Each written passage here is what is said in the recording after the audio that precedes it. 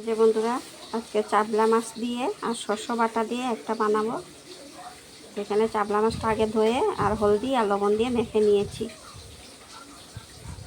এখানে আরও ছোটোগুলো আছে, এখানে ছোটো সাইজের বড় সাইজেরগুলো দিয়ে খালি খালি বানাবো শস্য বাটা দিয়ে। এই যে শস্যটা নিয়ে নিচ্ছি, এখন বেটে নেব শস্য আর কাঁচা লঙ্কাটা। শস্যটা আমার বাটা হয়ে গেছে, কাঁচা লঙ্কা 3টা বেটে দিলাম আর 3টা এমনি কেটে দিয়ে দিচ্ছি। স্বাদ মতো নুনটা দিয়ে দিলাম, হলুদের গুঁড়োটা দিয়ে দিলাম,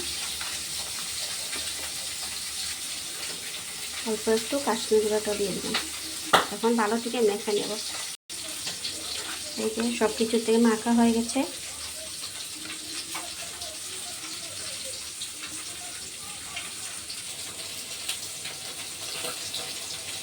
মানে তেলটা দিয়ে দিচ্ছি, কড়াইটা বসিয়ে আর কালো জিরা ফোড়নটা দিয়ে দিলাম।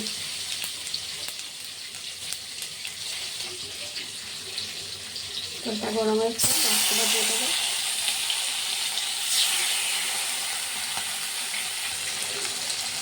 সব মাছগুলো দিয়ে দিচ্ছি, এখন ভালো থেকে সাঁতলিয়ে নেব। একবার এই দিক আবার উল্টিয়ে দিয়ে দেবো। এই যে উল্টে দিয়ে দিলাম একবার, এখন অল্প করে জলটা দিয়ে দেবো।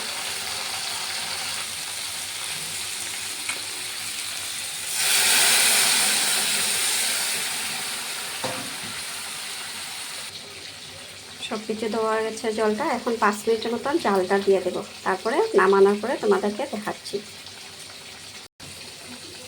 অল্প একটু সরষের তেলটা দিয়ে দিলাম।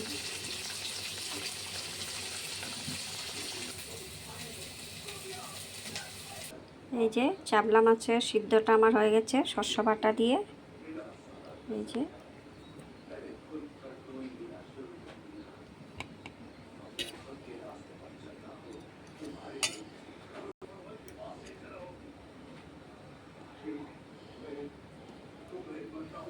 দেখো কেমন লেগেছে তোমাদের চাবলা মাছের সিদ্ধটা।